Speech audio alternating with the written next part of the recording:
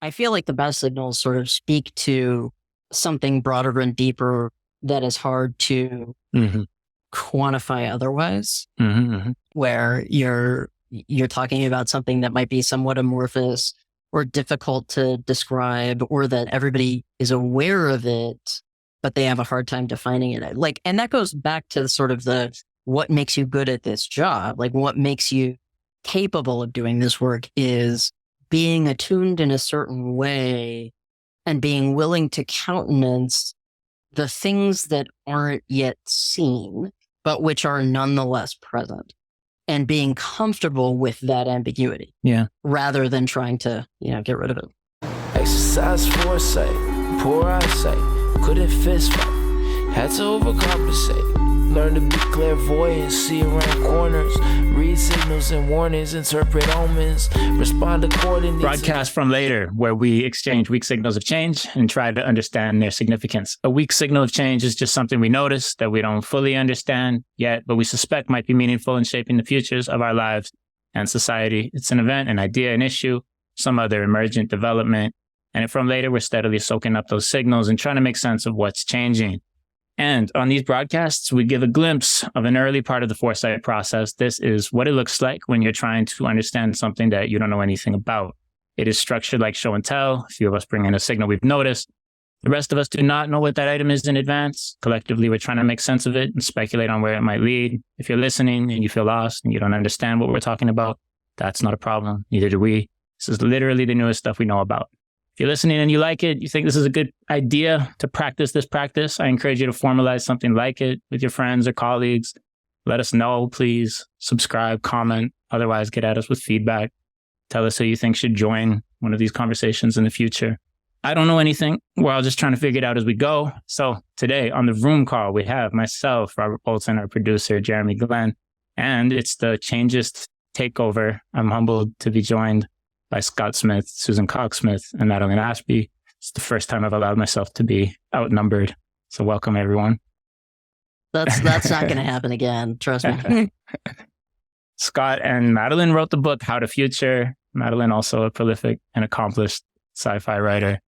Scott and Susan have the new book out now in the UK and available for pre-order in the rest of the world. Is that right? Available in most of the world except for North America, weirdly. Okay. So coming soon in North America. On Halloween, right? Halloween is Future Cultures Day. Halloween is Future Cultures Day in North America. Yes. Future cultures, how to build a future-ready culture through leadership. So I'd love to hear from all of you about sort of the pairing of the books and how one led to the next, whether it was planned to come in this order or out of necessity. There was never a sort of plan, so to speak, but the second one definitely happened because of the first one. And by that, I mean the experience of kind of delivering the first one, teaching the material that's in the first one, both before How to Future was written and after, really kind of set up or clarified or brought to the surface the sort of circumstances around, the second one. And that is learning how to do futuring, learning the kind of tools and methods is insufficient because that effectively kind of just teaches you. And given that this is a sort of systemic, organizational, cultural, necessity, I won't say practice, I'll say necessity, just stranding one person in a futures quarantine or a few people in a team that are cut off or disconnected from the rest of the culture is not nearly as effective as it might be, if it had a supported culture. So in that way, sort of, what do I do with the first one is answered in the second one, is answered in futures cultures. And I'm curious, is future cultures, do you feel that the practices, lessons from it are distinct for futures cultures versus any other sort of similar organizational capability? It was funny that as we started going through and writing the different chapters that I kind of realized and took on, like, this is a good organizational, just, culture building series, but we put a particular futures lens on it because that's such a hard task to inform and sort of integrate into normal organizational culture, because there's so much pushback against, thinking about change or thinking about, what the future might look like, because everybody's afraid to say, well, something bad might happen. And, organizationally, they don't want to hear that. So very much this book is, it gives a lot of good practical advice, but with that futures lens on it, it actually becomes a little bit more of this is just how to make your organization better overall. Right. Yeah. I think of futures work. I mean, it's not the most complex or the thing that requires the most education on the how to. It's almost like the first book could have been just do futures and practice futures is like the big lesson. I mean, there are a few things, but a lot of it is, I find so many of the questions that people ask me about this stuff is like, oh yeah, you just have to do it. I can't tell you where to get your weak signals. That's, not the point or whatever. Like feedback that we got was sort of what we intended with it, which is it helped get a lot of groups on the same literal page, because one thing, I'm sure you've seen this, I know we've seen it for years, when you walk into particularly a larger organization, everybody brings in a piece of it that they've experienced from somewhere else. Oh yeah, I was in a futures workshop at my last job. Or, you wouldn't try to build an airplane by having everybody bring their favorite airplane part, or the thing that they once saw. So, just by kind of getting people to kind of coalesce around a particular description has a value. Sometimes we're like aiming too high, they're just getting people to use the same system of measurement, the same base definitions goes a long, long way. And so, but that is insufficient to then create demand. It just creates smoother supply. Yes. I mean, I always think of this work and the artifacts that we create as all being for the purpose in some way or another of creating a shared language or lexicon, so you can actually have a conversation about something that maybe there aren't words that exist for it yet. Yeah, and that goes for everything from reports to scenarios to, speculative design artifacts to even educational artifacts. Right. And so like the going at the cultures layer helps people understand that they're actually invited to that conversation. That it's not just something that continues to happen within this small team or the people who came from the workshop, that it's actually something that they can then talk to other people about, and that conversation can spread by language, by tools, by norms that are kind of recalibrated. And a lot of that, I think, is I think over expectation that the wow factor of futures output will be sufficient sometimes. Well, I appreciate that you're publishing this. I also appreciate, Scott, you've always been cool as hell about just sharing knowledge since the beginning. I mean, we spoke very early in my career the first time when I was really just trying to figure out how to sell the first futures project, do some futures work when I was at Idea Couture. You were very open then. You were very supportive when I was starting from later when we spoke again, which I appreciate. And yeah, using the technology of the printing press to disseminate what you've learned and put that out there. I'm a big believer in that. I don't like to hold my cards too close to my chest with this stuff. I think the world's better if more people are practicing it. I've had situations with clients where we've done such a good job that they no longer need us because the culture has become embedded. And it's like, it usually takes a while. So it's like that, 10 projects in or whatever. And it's like, oh yeah, we've built a whole practice here. We'd love to find another way to work with you, but we don't need you anymore. And I mean, to me, that is success. So, I mean, if the book can also reduce the redundancy of our labor, I think that's a good thing as well. Yeah, I think I appreciate that you say that. I think it's been something we tried to do from the beginning, in part because when I came into the field, it felt weirdly closed and overly academic in the sense that like it was too reliant on kind of peer-reviewed journals and not reliant enough on exchange of practice, kind of common practice. And those two things can begin to deviate and spread apart from each other. Susan has the same approach and, the people that you work with in this field. And, it's like the better educated collaborators, clients, whatever you want to look at them as, the better they're educated, the better we're going to do overall. So yeah, it seems important to share what you can.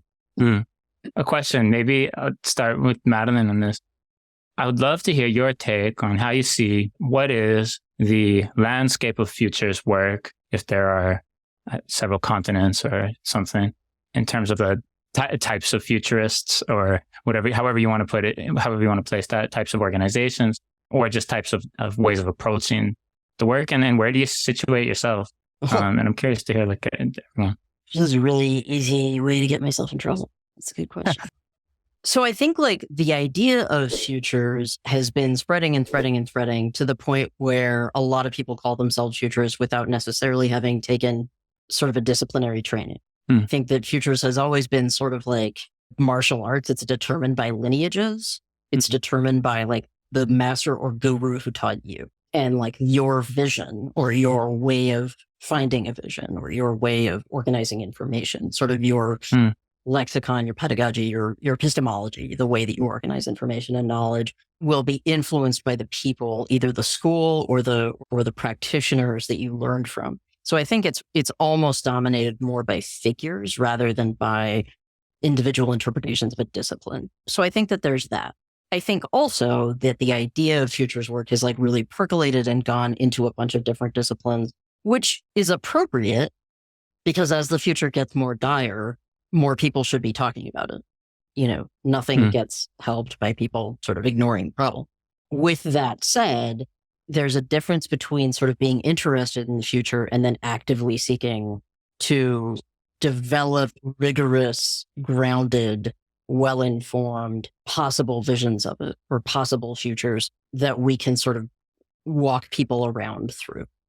In that giant patchwork quilt, my mom was a quilter, so I default to that. And actually, that's why this works, because my mom had this practice of, with all of her quilts, she would engineer a flaw. And this is a thing a lot of quilters do and a lot of crafters do, is that she would engineer in a flaw so that she would have made the mistake early and would know where it was. And I think of myself in that way, that I am the wrong piece in the total sort of patchwork. I'm trained as a futurist. I can write your trends report. I can lead, I can facilitate your workshop. I can talk about signals, trends, and drivers. I can do all those things. But normally what people do when they come to me is the gross blank moment of, if I show up at your door, you did something to bring me there. And they ask me to tell them a story about the future because I'm also a science fiction novelist.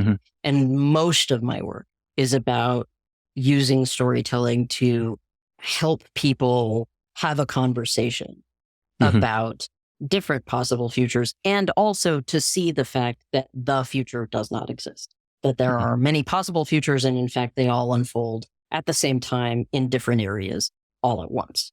Storytelling really gets us at that idea of, looking at those layers all at the same time and having a conversation about them. So I do a very strange thing, which in itself is actually becoming more popular as well, but it does feel still kind of slightly more niche and strange, and definitely still gets the, wait, you can do that for a job? And it's like, yes, your parents lied to you about what was possible. Yeah. And I find that slowly changing. I mean, it's amazing how many studios have popped up since years ago, talking to Scott when it was sort of like Near Future Lab and Scott and Changeist. Yeah. So Matt, what are you working on now, Madeline? Earlier this year, I worked on a short story, which is going to be coming out in an anthology published in France called Black Trends. It takes the model of sort of the red team in the French MOD and applies it sort of elsewhere. And I wrote a story about the future of Arctic security and capital and material science, the need to bring back the DO line and all kinds of fun stuff. So I wrote a short story about that was actually extremely edifying to do. I was really excited about it. So that should be out later this month in France. And then I'm working on something with another studio that actually does look at future culturing, sort of looking at how do we attract and retain new talent post-pandemic, dealing with the tensions of hybrid and remote work, the need to be in very specific locations for very specific reasons. So I'm working on a project about that. And then I have a novel coming out next year, hopefully around this time, actually. And I actually was just invited to an event for that book in February. So hopefully that goes through. Yeah. Okay. So I'm very curious as well. Do you think about a trade-off in terms of your duty as science fiction writer versus strategic futures person?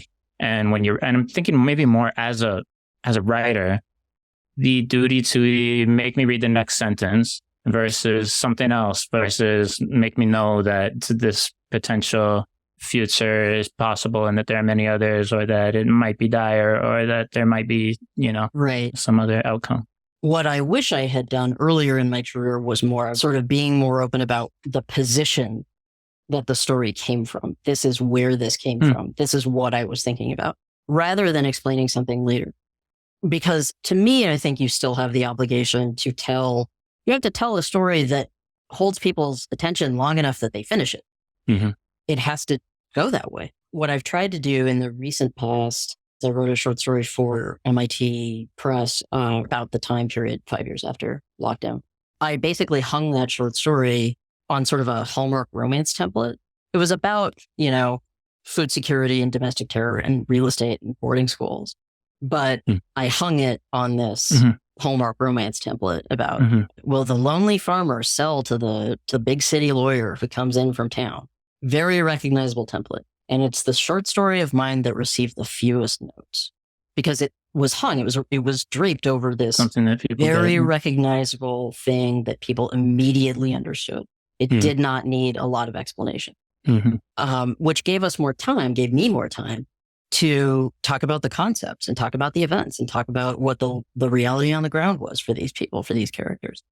And with that in place, you can really dig into more things. And I did that again with this story. It turns into it's just a straight up detective story. There's a body that's found on a boat, and that's the jumping off point. And once you realize that, I think it gives you a natural in to explore a lot of possibilities and talk about things in a way that the audience will recognize fairly immediately. And almost like the more cliche it is, the better off you are in terms of getting to explore what makes it different. Yeah. Right. Where the difference is between today and tomorrow. You do make a certain concession in terms of the format or the way in which you tell the story, but there is an obligation to meet the audience halfway. I have no idea if the people that I'm writing for even read fiction or read a lot generally. I have to hook them right away and keep them there, possibly at the end of a very long document. And if I'm lucky enough that they made it to my part, then it's my job to keep them there so that they don't stand up, they don't do something else, they don't check their phone, they don't, whatever. They can read it on the plane is the way someone described it to me once. It's useful to tell a story in a lot of different things, in a lot of different scenarios, especially if you're telling somebody something they don't want to hear. Because then you're not talking about, oh, this guy was right and you were wrong. It's, here are some things that are possible and what they might look like in this sandbox. But you have to make them look at the sandbox first. Yeah, it's hard to get business people and all kinds of people to read these days. So. Yeah, it's weirdly a tougher audience than others. For sure.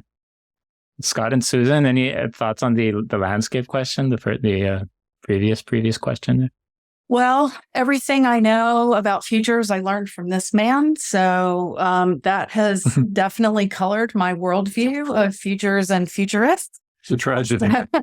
What was your background before that? Where were you coming from? I come from a design background, which is why I've kind of morphed into the director experience. Like my skills lie more on the writing, editing, researching, describing side, but I don't have that academic background. So it is literally true that, I know the big guys and, the sort of overarching panoply of boffins in the futures world, but I don't, I haven't read a whole lot of their groundbreaking work, probably beyond like Rand and Herman Kahn, and because I find him such a fascinating person, yeah. For sure. So I'm just starting to feel like I exist in universe, but I also feel a lot more confident about the work that I do. And maybe that's because now I helped write a book. I'm a co-author and I understand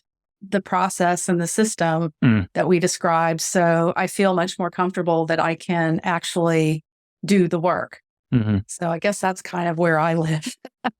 Cool. Thank you. And Scott? All of which is massively underrating her actual ability.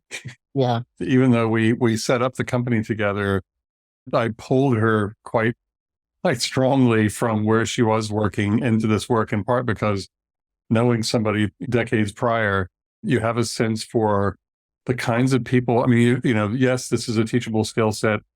Yes, most people actually have a kind of innate skill to be prospective. Otherwise, they really, once they pull the covers back in the morning, would have a really difficult time, moving to the next step. But I think you learn to spot people who are very good reading a landscape, making sense of what they see, and kind of coming to an interesting point of view, a sort of perspective point of view. And they may not know that. And I don't think Susan realized that it's what she was doing for a long time, but it absolutely was. And so for me, it's a natural fit to kind of have her involved. I don't have an academic background either. Madeline's the only one here with the foresight sheepskin, but to use an outdated phrase. And others. But which is how we met. Yeah, and others. Okay, so all right. So, we're not gonna get into degree comparison. Don't knock it. But I came into it from a prior kind of lifetime experience in research and strategy. So I kind of came in with a particular posture, worked with some,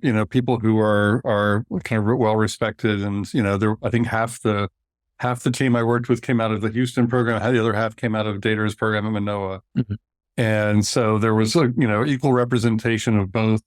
What's a good word to use? Both philosophies, yeah. Schools of thought, quite Schools literally. of thought. So I was able to kind of learn some of the technical pieces from them, but being one of the few people in the team that had actual outside experience in research and kind of strategic advisory and kind of a wider spectrum of topics in actually practicing in industry and understanding how organizations work, which I think, comes back up in this new book, coming in with experience in how the real world works. And I don't say that in a kind of derogatory sense as much as I started with a recognition of where the boundaries and sort of challenges might be, rather than having to learn them by going, oh, Professor so-and-so told me here's this framework, and actually no one in the real world cares what a Peters triangle is.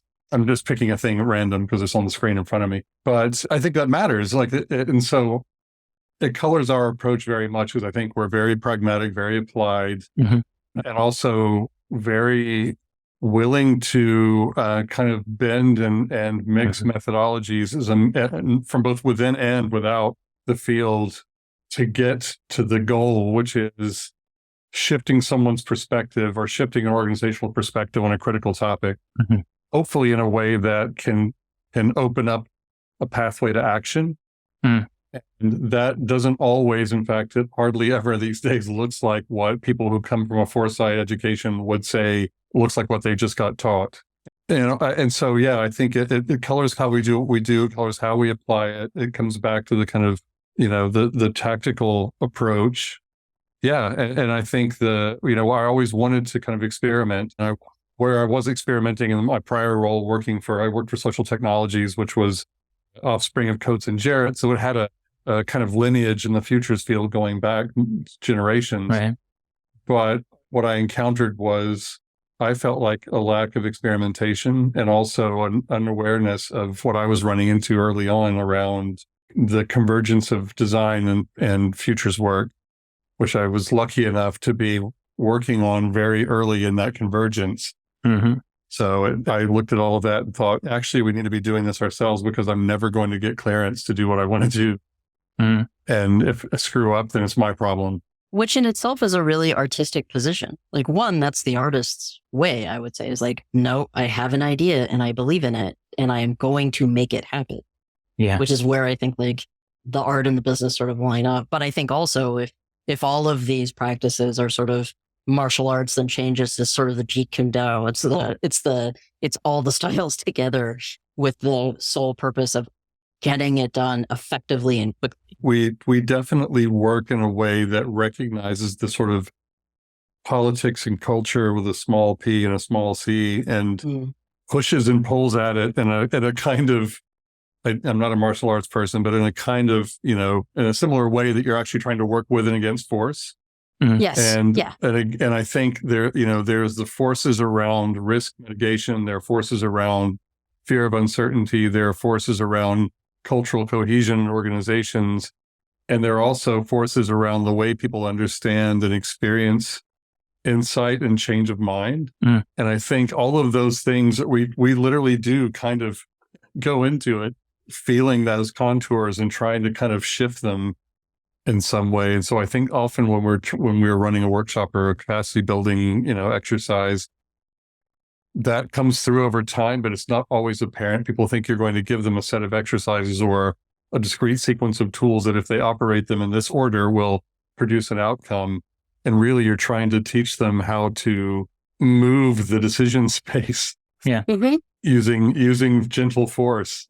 But this is, something that when I speak to young futures professionals or aspiring professionals coming out of programs, often there is a belief that the methodologies that they use, as you said, if you just do them in the right order, and the idea that there is even a right order to do them in this process, that it will just work, that will just allow them to, and it's like, it's so not the case. And you, of course, know when you write the book, there's a necessity to have a process with an order that can be explained. And then the danger of explaining it is that, of course, it doesn't look, no process looks like that. It's a nice way, if you have large teams, to walk through the process. It's a nice way to charge for every point of the process. But in terms of actually sitting down and doing the work, it takes you in different directions. The order of operations gets moved around in ways you can't predict.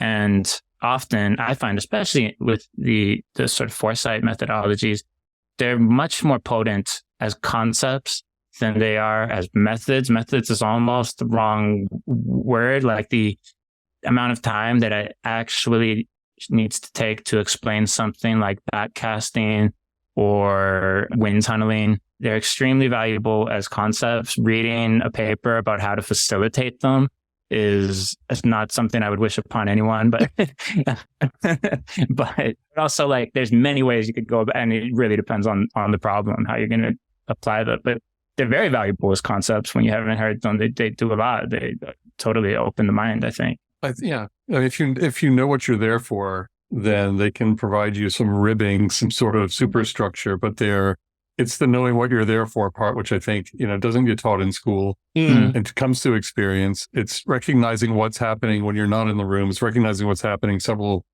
layers away from you. And that, just kind of creating a Markov chain of citations is not a solution to any real world problem. And that's where I stand. Fight me. I think that you've landed on something though, because again, where that I think crosses with the artistic process is that, writers and artists know to ask, who is the audience? Who is this for? Why did they ask for it? Where will it fit? What problem is this there to solve? Who are you really trying to communicate with?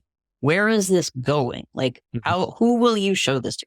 And if you aren't asking those questions, the end product will inevitably be kind of limited. And I think what I've noticed is people come to them to get something done, to sort of to move on, to have the catalyst, and not necessarily it's not entertaining. It's entertaining. Don't get me wrong. And it's funny because our least favorite clients are always the ones who come to us to say, can you just confirm that the thing that we want to do is the right thing to do? Right. Because we've had several instances of that. And it's always so frustrating when they'll say, okay, what's your process and how do you document this? And what are you going to show us next? And all that kind of stuff. And they still insist that everything leads to this final outcome that they want or they expect or that their bosses expect. And so it's already previewed. What is the point of us doing any of this? Because yes, our job is to potentially find, new risks or opportunities within this plan that you're making. And you don't want to hear about any of that. So wasted money. Scott, you mentioned flat pack futures. Almost anytime I'm teaching foresight or introducing these topics to people, I find it, a really useful term. And the other thing I wanted to mention was just, we have similar experience in that people come to us usually wanting to make business decisions and for, something needs to get done. And often I think we misrepresent ourselves because we show so much of our work that is arts and design oriented and lighthearted, there's periods in this process that you necessarily don't know what you're talking about instead of presenting ourselves as the expert. which I think's important, but maybe to our detriment at times. But one thing that I also appreciate that when I'm talking to students about projects that they take on, I always encourage them be as selfish as possible in terms of your own curiosity and just do it about something that you're interested in. And it kind of relates to Madeline, what we were talking about. There's like in the trade-off, the case that sometimes when it comes to art, important is the enemy of good, and trying to be important is the enemy of good. So I think of the data and soccer work that you did years ago with Near Future Lab, and these projects that I just think are so great. And I can't always convince students to do it, but I always am really like, just do it about whatever your dream job, do the future of whatever your dream job would be. Like, you impress the GM of your favorite sports team or something. Like, just, especially for students. I used to teach thesis proposal at OCADU, and I would always tell students, like, look, this might be the last time you get the choice. This might be the last time you get to decide what you study, or you get to decide what project you get to finish. This might be, for some of you, the last time you get to put your own mark on something. You want there to be a calling card. You want there to be something that speaks to you and speaks to who you are and speaks to your interests. And it should be something that interests you, because then you'll finish it. Hell yeah. Okay. We got 20 minutes each for 3 signals. So oh dear. That was a great conversation. Thank you. Madeline, what's your weakest signal? Mine is super depressing. So strap in, everybody. The weakest signal is the lack of signal. To me, this weekend was obviously the attacks on Israel. And to me, the lack of signal, the lack of warning, or the lack of information and documentation is the most interesting, because it highlights something that I think I've kind of been seeing, like little weak signals around in terms of analog media, that there might be this massive backswing or sort of backlash and a desire to embrace more analog media and more analog styles of communication in the face of, the demise of Twix, and the demise of other platforms and the sort of increasing monetization of all platforms.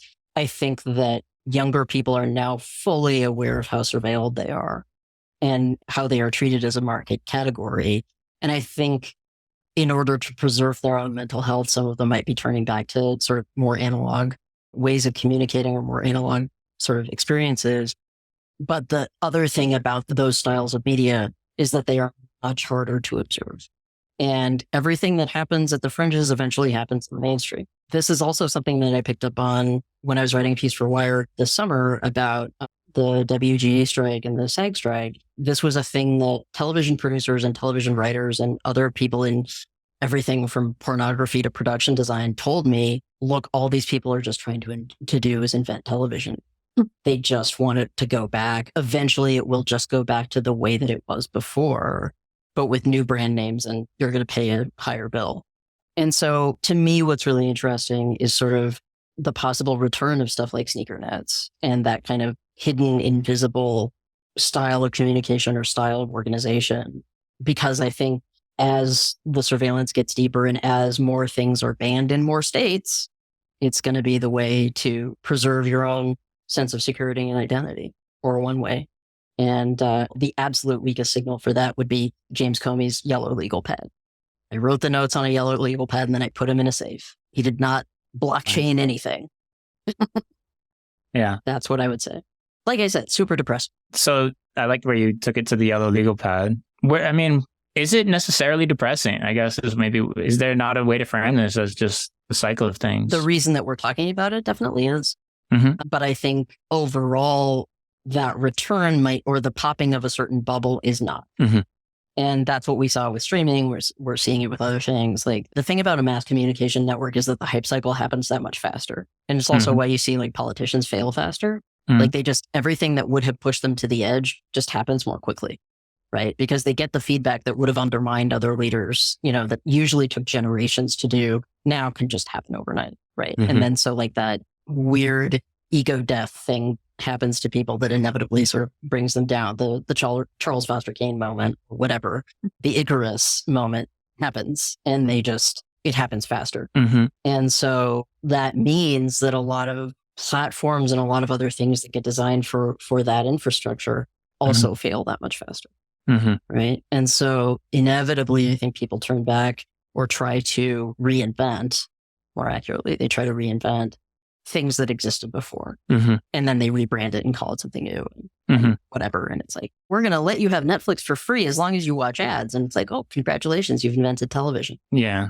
I mean, that's been a sad and sort of obvious loop that's occurred. Yeah, I do see like a signal in that. It seems like Gen Z, and I wonder if this is true, is my own observation, is less likely to want to occupy the platforms like Instagram with activism than, say, like millennials and Gen X and even boomers, actually. Yeah. I think they now know. I mean, like there's the whole joke about the FBI man inside my laptop is like not a joke. Yeah. And so I think there's a greater awareness of all these things being observed and that it's a really easy to wind up on a list somewhere. And especially when you're carrying a, GPS device in your pocket, it's a really great way to get peddled. So I think people now, and possibly especially young people, are more aware of trade-offs, in part because they've also grown up with like a lot of parental surveillance on their phones as well. Is that right? Yeah. Where it's like, that your messages are being read, that someone's checking in on you, like you can't become aware of and inured to that without also then considering who else might be doing it or for whom else that information might be available.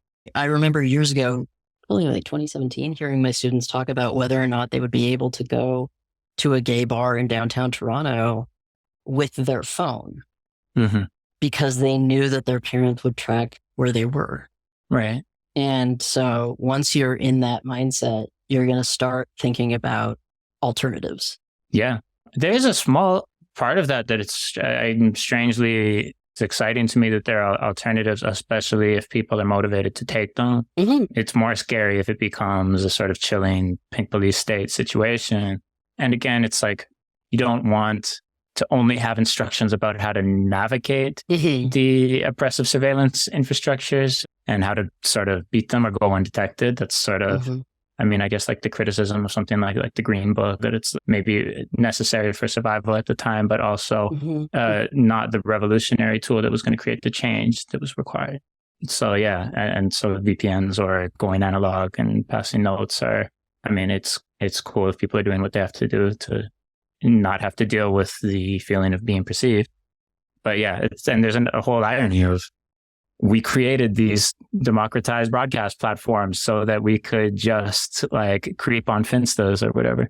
Every bar thought that being a speakeasy was going to be just, rolling in gravy, or like, we're going to design this cool experience where there's a secret door. And it's like, well, guess what? Yeah, that's going to come in handy. We have some fun news for you. Yeah. Also, I love the absence of signal, as signal is one of my favorite category of signals. So I appreciate that as well. What do you all think, Scott, Susan? If you've been in this or kind of allied fields long enough, it's nice to sort of see the arcs of history. And in some ways, we have too short of a technological memory and too short of a kind of cultural memory in that sense. And I think the expectation that we're going to get what we were promised, or, I grew up with this, so why isn't it still here? The sort of quibbles I've had recently with particular authors, writing about the early days of the internet, quote unquote, meaning the mid 2000s, there are generational cultural memories around technology are a bit distorted. And I think as we're kind of getting older and thinking about, and reflecting on experiences of analog media, we're watching a lot of old films in the last few years, as everybody's done during lockdown, and also just kind of considering the affordances of it and even kind of recognizing your own language around it is quite interesting. So I don't know, I always feel like it's kind of a TBD kind of question. It just keeps rolling. It's not a finite signal.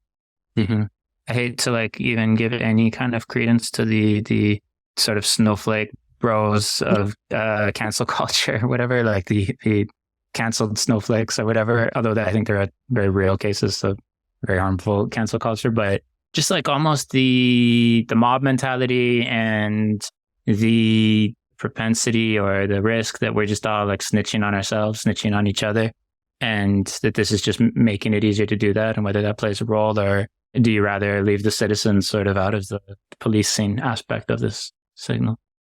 It's interesting to see how that's shifting again. And I think it kind of comes back to Madeline's origin point. We're actually getting to see potentially it's a light. We don't know if it's the speeding headlight of an oncoming train, but it's a light in a tunnel in the sense that now we may be coming out the other side of what people have accepted as a kind of normal information macrocosm over the past 15 or 20 years. And it didn't work like that before. Not only was kind of velocity of information slower, but, it didn't really work two ways outside of telephony. And it'll be interesting to kind of see people struggle and grapple with well, now what do? I don't have this commons that I can blurt anything out and out anyone and, engage the mob on anyone. Of course, it still exists in other countries and other, China has a different kind of landscape than we do, whatever. But I'm curious to see how it kind of all unfolds when, will this particular conflict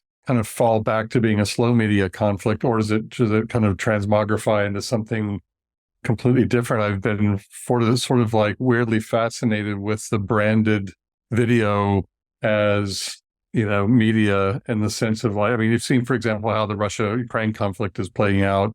And it's played out. It only uses social media as a carrier in the most bare wire sense. Yeah. The ability to kind of tell stories from so many different directions at the same time, and then you get to guess which one is real. And does that even matter? I don't know. It's multiple graduate seminars wrapped up in this topic. So I kind of hesitate to dive into it. Dissertations in this conversation. Yeah. But I think the most important thing is to realize that it's not fixed. It changes. Yeah. And it doesn't just change in terms of startups coming along. It changes in terms of dying as well as being born. You can exit the other side potentially. We may find out what that looks like. Could be quite interesting. We're already seeing this with kind of the breakdown of unichannel communication, with the death of Twitter as a functioning omniplatform. It's forcing people to address very specific audiences and with very specific codes and structures. And that kind of an old way of doing things in a sense. You walk into a room to talk to people physically, you're having to address who's in the room. You're addressing a specific audience if you're in a town hall, a church meeting, the way that kind of shoe leather politics used to be. And now we have a 50-state, direct consumer strategy and say in the US, it's eliminated the majority of that necessity to be able to deliver different messages or the same message in different ways to different audiences. But I also feel like Twitter, Netflix, all the different streaming services, all the different social media platforms, as they all splinter off into oblivion, is literally putting us back in those rooms again. It's just their global rooms, not so you're only interacting with the people who you think are right. So, I don't have to listen to someone bloviate on some topic that I have a completely opposite opinion to, because even within these huge platforms, I can still say, well, I'm going to go to Blue Sky and not Threads, or I'm going to subscribe to Peacock and not Paramount.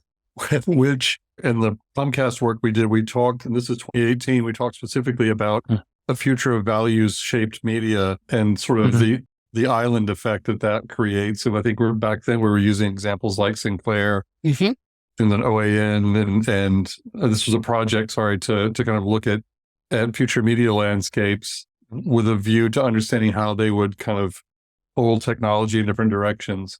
But that was one of the kind of 5 scenarios, was very much a kind of gated island sort of world. That's a lot what we're looking at now. But if you see, I think the New York Times is going to struggle and die from this eventually, or really kind of decline if they continue to fight it. And similarly with some of the larger circulation or audience streaming news platforms, or kind of, news channels, have a difficulty in trying to even the idea of balancing multiple audiences at the same time is becoming increasingly fraught.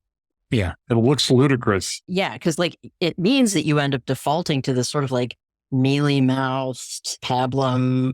We're going to say things in the vaguest possible terms so that they are universally applicable. And also, there is now legislation in place that would ban certain content in certain states or congressional districts or school districts or what have you. And like, to the idea that won't eventually extend to broadcast is, I have a bridge to sell you. Right. I think that's where it's a possibility that I sort of brought up with a lot of interview subjects for the piece I wrote this summer. And they were like, we think that that's possible. We think that that's a thing to be worried about, because it means that we're either redoing this same story a bunch of different times, 50 different ways, or we're not. There's a novel by China Mieville called The City and the City. And in The City and the City, it sort of takes this idea of like two like border towns that are interleaved. The two cities have been at war for a very long time, and they are functionally of different countries. But the border runs through zigzags through the entire city. And the way that they each inhabit the space is by making certain that no one sees the citizens of the other. They are visible to you, but you act as though they are not there. Right. And that, to me, was like, it is one of the most prescient novels I've ever read. Like, I don't think Mieville was aware of how prescient it was going to be, but it is that. And it is that writ large and in finer and finer and finer detail. Yeah. It's a related signal here in Ontario recently was that the phrase weeding was used to talk about the censoring of certain books from the public school library. And I always thought it was such an interesting choice of words because I move in circles of people that are like plant intelligence nerds and things like that. We hear a word like weeding and recognize it as like, oh yeah, it almost, I would assume, is a self-aware sort of thing. Maybe someone was self-aware about it being like this judgment that these are weeds rather than flowers, or that these are particular invasive types of plants or whatever that we're doing this kind of censorship around. And I'm sure they have stuff in these books that's deemed problematic at, this day and age. But I don't know. I'm personally of the view that we should not be pulling books out of the library at all, really. Maybe change the curriculum, evolve the curriculum, sure. But taking books out of the library seems like a bad idea, period. Seems contra the mission of the library. For sure. I just wanted to ask if you could get more specific about what you were expecting to see in terms of a signal, like amidst these recent events. I think I want to hear theirs and think about it while they answer. Okay, yeah, we could come back to a signal. Like, and I guess to speculate, like, could you push this as far as like, oh, we're in like a reverse Vietnam moment where we're no longer, like what mass media did at that time, sort of activate people. Now we're seeing sort of even more distributed media doing the opposite. Well, I would say that happened. That happened in 2001 and then especially after 2003. Right. I think especially after 2003. Okay. It was when troops pulled out of Afghanistan, there was a massive sort of moment of, wait, we were still there? And that's because that reverse Vietnam moment happened. That reverse Cronkite, I guess, moment happened. Right. But then you have like Twitter and the Arab Spring, 2008, I think it was, or 10, something like that. Yeah. So it's like these things fluctuate. Okay. Well, we'll come back to it at any point. Yeah, let me think about it. And I'm sure things always seem to dovetail here. But I will make Scott and Susan judge, is this a signal or is this lack of a signal, in fact, noise? If I'm answering now, I think it's a signal of the type that we're often sort of looking at, which is so diffuse and such kind of individual part of a larger issue that it doesn't look like a signal necessarily to most people who would be trying to kind of pick something out. I think we're all three probably of the, the dog that doesn't bark school of, like the signals and vacuums are quite important. What someone's not saying says a lot more than what's blurted out. We're fundamentally Gothic in that way. And Susan?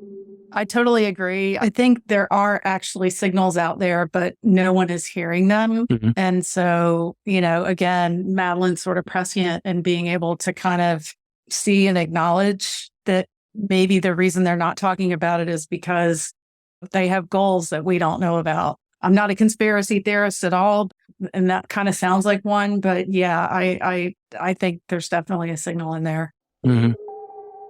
Yeah.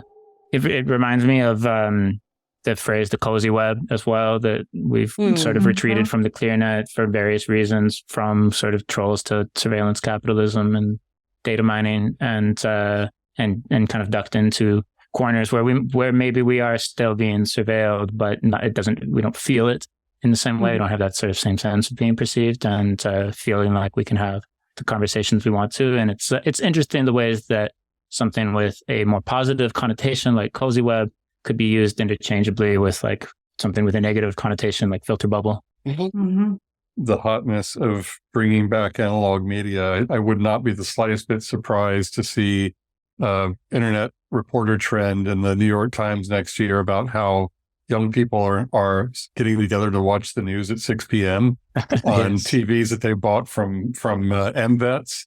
The LinkedIn thing. The LinkedIn thing. Which the teen LinkedIn thing is that. Oh, right? Yeah. We've been having this conversation in a group that we're all in around, teens are apparently turning to LinkedIn as their social media, sort of the next, they're past Google, talking in Google Docs chat and whatever the other cool thing were. Draft emails. And moving on to infiltrating LinkedIn, but partly because there are no pictures there. Oh, really? I thought just because these kids are just like savages about their money. Yeah. So, but also as a way of kind of trying to decode their ancestors' pathways to success. Life courses to find information about that's how you get the job. How did you do this? And the answer is, how did you do the trick? This is all a lie. Yeah. LinkedIn is a lie. Yeah. Funny. Yeah. Signal. Scott, what's your weakest signal? This is a tough question in part because we've been building a signal collection system for a client for the last year and a half. And so constantly swimming in them. And so, they're all my children. And so kind of like tuning out the ones that either we share and discuss or that are sort of captured for professional use is kind of hard. I think I was just digging around and I came back across something that I'd found this summer that when I caught it, it sort of struck me as being part of a bigger puzzle. And it was an article in a science journal, and I would have to look it back up again, but I can remember the data point basically was regarding Australian drivers, so auto owners in Australia. And I think this can be extrapolated to kind of broader Anglo-Saxon culture. 30% of respondents saw cyclists who were wearing helmets and vests as non-human. Cyborgs. As less than human. No, yeah, not more so, less so. Not cooler. Yeah, like less than human in the sense that there was a kind of a cognitive process by which people arrived at a decision that person is not a person, that's a thing, and therefore it's okay if I don't care about its safety. It's okay if I look after myself, not it. Yep. Yeah. And so this kind of like othering of people using other forms of transport is an interesting kind of escalation of the conflict around what seems to be positioned as kind of a zero-sum game around things like energy transition. And likewise, I feel like that signal ties to this weekend's elections in Germany and the AfD, so Alternative for Deutschland, the right-wing party that started in the eastern part of the country, very small, but has actually kind of grown quite quickly. The big kind of boost behind their campaign in this recent election was what is stated as people's dissatisfaction with coalition Green Party's moves to push uptake of heat pumps and removal of gas boilers. And what's amazing is, another data point, this is kind of how my brain works, it just daisy chains these things. Data that I saw this weekend in Adam Tooze's newsletter on Substack was that in actuality, heat pump take-up has been quite strong across the European Union, even though it's being used as an issue to drive polarization in votes and push people to the right. It's happened in the UK. You just saw the Conservatives make some ridiculous and sort of unexpectedly childish retractions of both net zero goals, backing away from lowering speed limits to both increase road safety and lower emissions. And, just elimination of a rail project, like down the line self-harming as a means of kind of trying to push the button to activate an increasingly small but intense population and as a primer towards the next round of arguments, which are not just around energy transition or vaccination or those sorts of things. So I think it kind of ties back to this thing about, sort of seeing cyclists as a human. That's part of a larger package of intentional driving apart and kind of wedging of populations in anticipation of what comes next. And it relates also to a Twitter conversation I was having with Jinka Garfinkel, who's a UX designer, but also has worked a lot in health and has been, tweeting a lot about kind of vaccines and kind of post-COVID culture and the ability to kind of gain control over certain segments of the population as a means of and using health and safety and sort of, their personal safety as a kind of discretionary lever in politics also ties back to what's going on in Israel and the Gaza Strip right now, a lot of other things. But I feel like they're all pre-signals of the kind of coming wave of conflict around resource distribution as we go through large transitions. And so it's a little signal, but I can add something to that. I was watching an episode of This Old House yesterday, and they're working on a mid-century modern house in Lexington, Mass. And they're doing all this, work because one of their children is becoming increasingly disabled. And so they're having to accommodate, all this disability, wider hallways, thresholds, all those kinds of things. But the thing that they were talking about in this particular episode was how the state of Massachusetts has reduced how energy efficient homes have to be. The rating, yeah. The rating from 100, which they did in 2006, down to 52. And so the amount of retrofitting of insulation, the ratings for all the materials that they use is probably going to increase the cost of this renovation by like 30%. And so what that means is going forward, anyone who owns an older home who wants to be doing any kind of renovation work will also have to accommodate this energy rating system because the state has said we want all our homes to be energy efficient. The problem is if you own an older home or, and maybe you're doing the same kind of disability, elder care type of renovation, you're still going to be held to upping the energy rating of the home, regardless of what the renovation is for. And so that means fewer and fewer people will actually be able to afford to do that kind of work. Right. Which is a big thing post-COVID too, right? Like with a lot of sort of post-COVID disability and post-viral illness generally.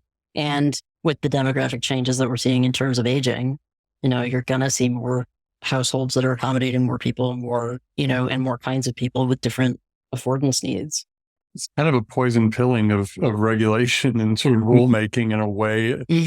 To poison the well in advance. And I think that's not too strong of a way to characterize it. I mean, just setting politics aside and just kind of looking at things as they are, state of Florida, not only rolling back vaccine mandates, but kind of flipping them around, all set the stage for like what I guess one of the questions that was in the Twitter thread that I was mentioning earlier was around, okay, when we get some mRNA vaccines we're able to kind of use the innovations in vaccine development to go after things like cancer, much more effectively in a targeted fashion, that the science, the technology pathway or roadmap shows you that we're kind of moving in the direction of some really interesting breakthroughs around, mitigating, eliminating some very, very serious global health conditions. But if you start looking at that as a kind of, not a lottery, but as a sort of resource to withhold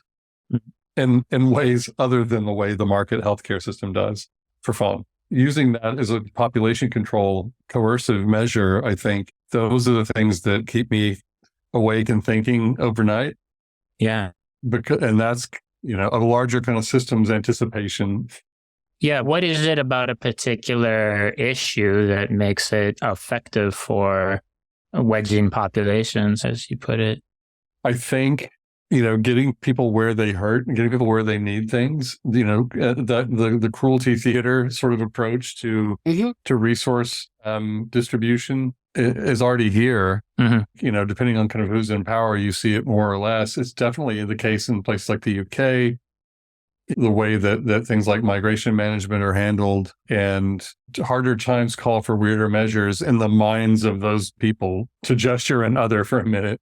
And so, yeah, the sort of extremes with which population control and sort of people's choice control goes out the other side of behavioral economics and into something far more unsavory. Mm-hmm. I think what I've noticed being preyed on most are sort of senses of community, especially in the communities that need them most. That's where I'm more likely to see something that I suspect is some sort of weird psyop, where it's like, suddenly no kink at Pride explodes, where it's like, oh, that's an interesting thing to appear as people who've won more rights. That's interesting that would appear now in communities that have consistently been oppressed, or communities that have consistently needed community in a different style or format than the most traditional. When you see division there suddenly where you didn't see it before, that's where I sort of I feel sad. I consider it somewhat suspect, because it is absolutely niche. It's the niche version of attacking a public good. Yeah. It's the niche version of reducing train service. It's the niche version of limiting libraries or public schools or what have you. The ability of a population to relate to each other. Yeah. Who benefits from the destruction of solidarity? Exactly. That's the question. And I think that's where, you can see that in tiny spaces. It really is a case of the microcosm being the macrocosm. And it is a case of the personal being political. I think when people agreed that the personal was going to be political, we didn't expect that it was going to be your choice of heat pump was going to define whether or not people egged your house. And yet the initial signal, I want to make sure I understand that. So 30% of Aussie drivers saw cyclists as less than human. Cyclists that were kind of fully dressed and equipped. Protected. I think it originated. Here we go. Transportation Research, Part F, Traffic Psychology and Behavior, Volume 95, May 2023. So this is fresh. 30% of respondents considered cyclists less than human. Cyclists with helmets were perceived as less human than those without. I stand corrected. Cyclists with safety vests and no helmets were perceived as the least human. Dehumanization related more to visible safety gear than obstruction of hair, eyes. So the fact that people were trying to protect themselves in a vulnerable mode of transport were seen as, and perception of humanization varies based on respondent gender. I don't think we even need to look up that one. But admitting a vulnerability, admitting that, and this goes back to the conversation we were having about Halloween earlier, admitting that death is possible. Yeah, isn't sort of driving a giant SUV admitting the same vulnerability though? No, because now they're tall enough to mow down a 7-year-old. So exactly. It's admitting that someone else's death is possible, not your own. Well, it's in effect a tacit admission of your own vulnerability and a protection, back to the protection of resources. Yeah. Mine's more important than yours. To the toxic masculinity where, men don't want to admit to vulnerability. So when they see a cyclist wearing a helmet, I can imagine how, that a driver would see that person oh, he's not a man because he has to wear a helmet. Yeah. And fancy shoes. Having just, lived in the Netherlands for 7 years where people didn't wear helmets, it was just kind of, that was the majority was, exposed on bikes, and it was accepted as a kind of a common risk factor for everyone, which is an interesting kind of counterfactual.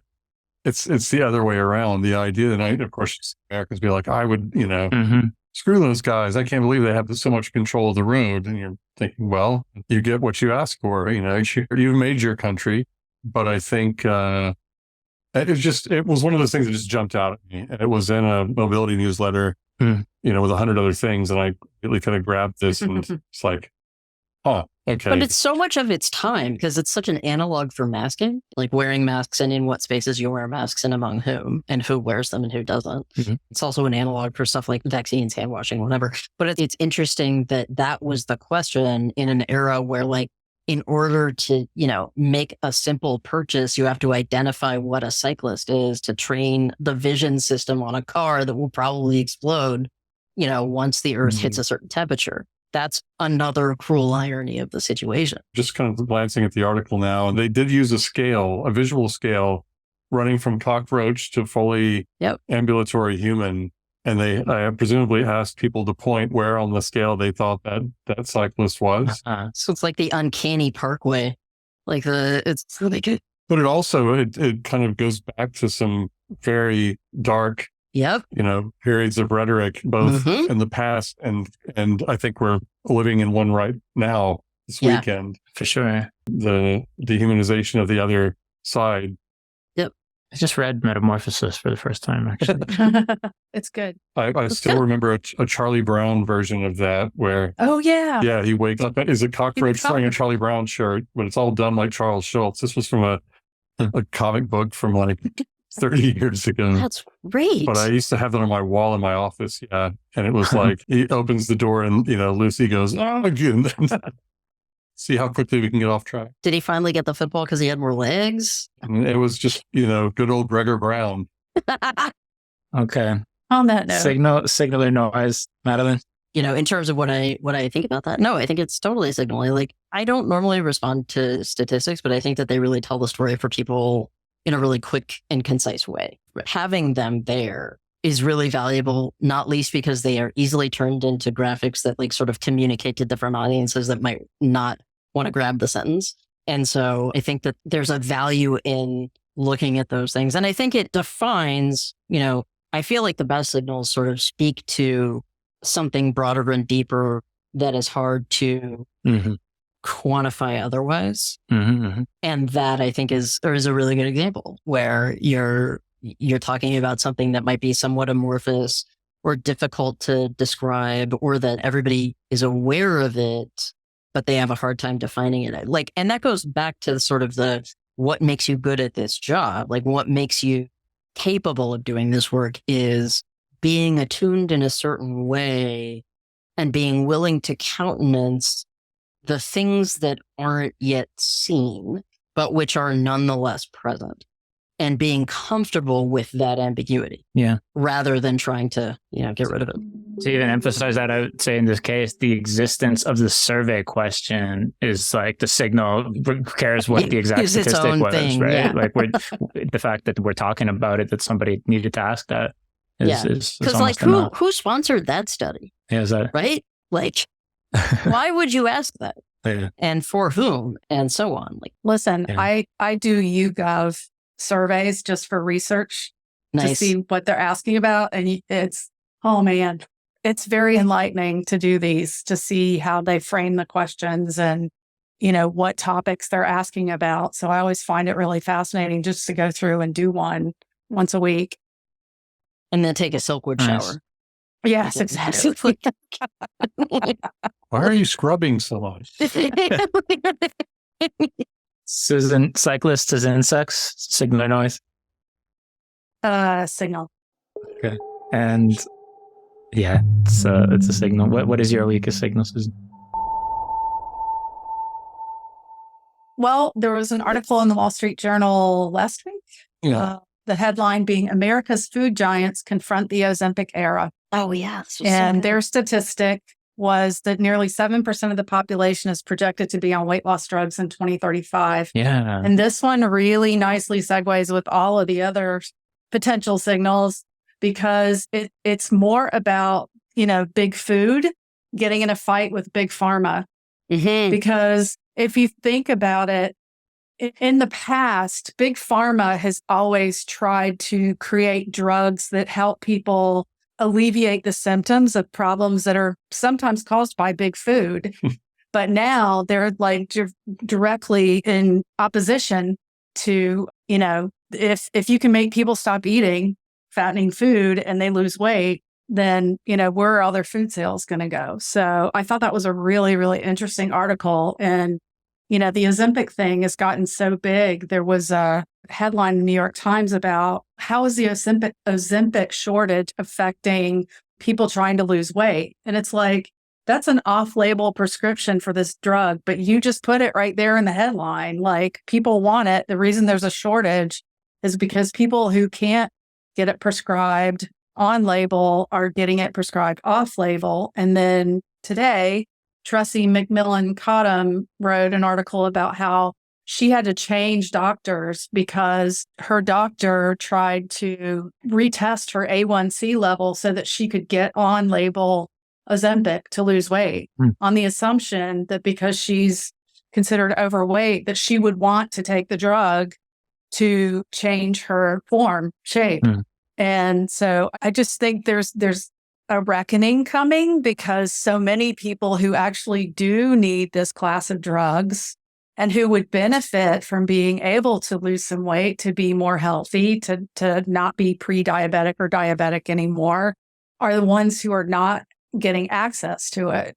And so to me, it seems like kind of a confluence of potential conflicts that are on the horizon here.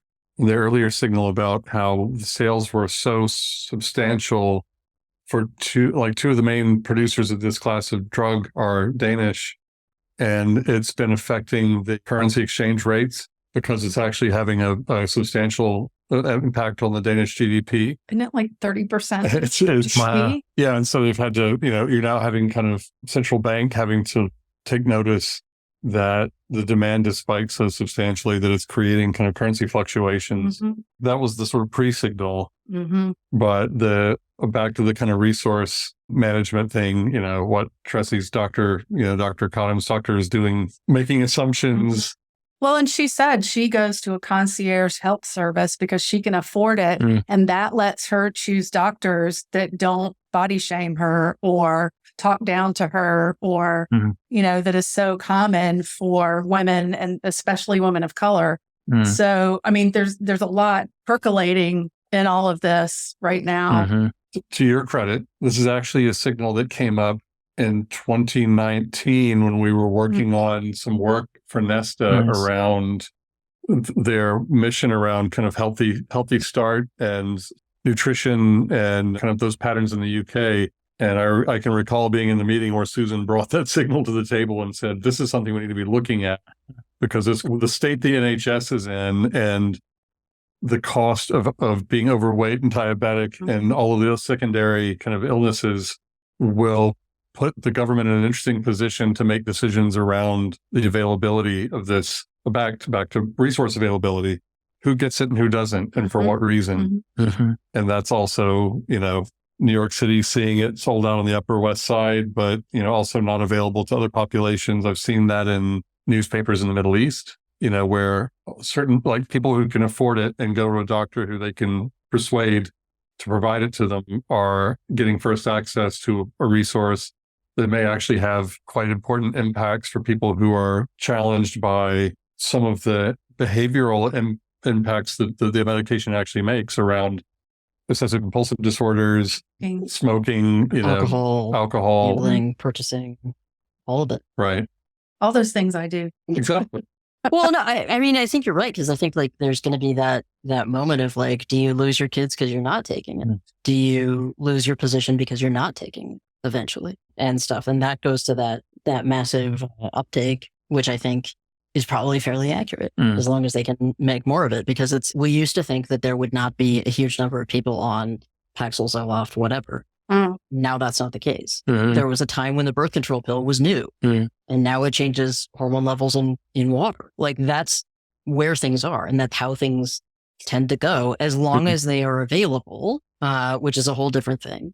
I think it does stand to upend a lot of industries that have relied on an addictive model or a quote unquote addictive model, which we now know to be a chemical thing and not a moral thing at all, or provoke them to innovate. Yes. And I've already have been on some of those calls. How can we? That's the question, right? Yeah. How do we maneuver around this? Oh God, the arms race of junk food. How do we make Cheetos better? Appetite suppressants. Yep. And stuff. And it's well, this is the thing. When you design a thing that works, when you build a thing that works, people are going to use it. And they're going to find ways to continue using it. And there are big culture, not just industry shifts, but big culture shift where when people realize that it's oh, this was not a personality. This was a chemical reaction. That's kind of the underlying story here is so much about who deserves to be thin, who deserves to be healthy. And, if the world continues to consider being overweight as a moral failure rather than, either psychological or genetic failure, none of those people deserve to be thin or a healthy weight or whatever you want to call it. Yeah. Or anything else. Yeah. Or yeah. And as someone who, used to work in the fitness industry and, had a body size that was not acceptably thin, I guess I should say, this kind of stuff really catches my eye because I think there are lots and lots of people out there who will avail themselves of something like this who don't really need it, but they're conditioned to believe that they deserve it. Well, what is need? Yeah. Yeah. There's a great quote in that piece from the eponymous owner of Smucker's, maker of delicious peanut butter and jelly sandwiches and jams, who says, I don't think this is going to be a problem. People are always going to want that sweet treat at the end of the stressful day, something to that effect. And you're thinking, wow, okay. That was the business model. Yeah, classic official futures. Yeah. Gentlemen, we sell fizzy drinks. Which is actually something someone once said walking into a, ideation meeting, workshop that I was in as an external expert. Someone else was running it, but this was for a major soda company. Yeah. And the whole thing was about developing healthier alternatives to their core product. And about the time we got, to the, describe your kind of interesting innovation part of the canvas, that part of the day, the VP kind of waltzed in and reminded everyone where their money came from, which then immediately kind of cut the legs out from under any possibility of other worlds being possible. Getting a lot of marketing ideas. Yeah. No, it's bad news for the corn lobby. Uh-huh. Mm-hmm. Meanwhile, we love food and pharma. Yeah. Well, I don't know. It might turn out well for them in that as their ability to produce food gets more and more constrained by a worse and worse climate, there's a drug that makes people eat less and less. Well, they'll just charge more and more. This is not unconnected to our other topics. Yeah. I think the thing that jumped out at me in the Smucker quote in that article was the fact that they had just paid almost $5 billion to buy Hostess, the maker of Twinkies. And you're like, okay, I can see where that you made that argument to yourself. Given the kind of state of things, but damn. Yeah. That's funny. I've been in many innovation sessions in these industries as well. And it's also odd, like in big food, there's been amazing work done. I was talking about this with people, to create enough, to produce enough food. They've actually very efficiently. There's all this great stuff that's been done, and it was done a long time ago. And then you just keep going. And it's like you get to a point in certain industries where it's like you're just making it worse for people and for society. And I don't know, I think of like the funny example would be anytime I've been in like innovation, workshop or whatever for something in the alcohol industry. And it's like, how do we make this tequila? Anything you do is going to make it worse. Your tequila's perfect. It's a perfect product. Exactly. Don't make it pink. Yeah. The monks nailed it in Germany. You're fine. Exactly. Or whatever. Some of my earliest work experience in this field was with food and beverage clients, like big ones in sort of North America, in the sort of industrial triangle, in Midwest, corn, other products. And the first thing I realized was the extent to which what you said, Robert, they're so much of what they needed, they already had on the R&D shelves. But what they didn't have was the window of opportunity to make it profitable. And that's where the sort of socio-cultural and, kind of socioeconomic stuff comes in to be really important, because you're actually looking for the window in which they can reach back and pull that patent out and introduce it. Tech has a harder time doing that, I think. Pharmaceutical has become reliant on flipping molecules, to the opposite side of the structure and then repatenting. But food and beverage have had an amazing ability to experiment and produce a lot of things that don't have markets yet. It may never, but... Yeah. This is what we were just talking about this last week. The irony of even trying to drive demand in an industry where like everyone has to eat. Like it's just... like maybe we've gone too far anyway. The business case was always there 3 times a day. Customer with food, customer without food. So singular noise, Scott. I think it's a definite signal. I think it's a loud popping signal, probably more than a very, very weak signal, in part because it comes along in a chain of things that we have been looking at, but just now is like having this breakthrough moment. but it also might be a very weak signal of other things that are tangential that we haven't really kind of worked out yet. Yeah, I'm Madeline. I really like the idea of like just taking the Ozempic, Wegovy, Novo Nordisk like trend, like that sort of like, okay, if we take the premise of this drug very seriously and we say that it can eliminate a certain or alter a certain neural pathway in the brain that deals with compulsive behavior, that whether it's the compulsion to eat a lot, that sort of endless voice saying like, I don't have enough. If it can do that for more things, which is the way it's being tested now, in alcohol and drug use and whatever, like Fox News is in real trouble.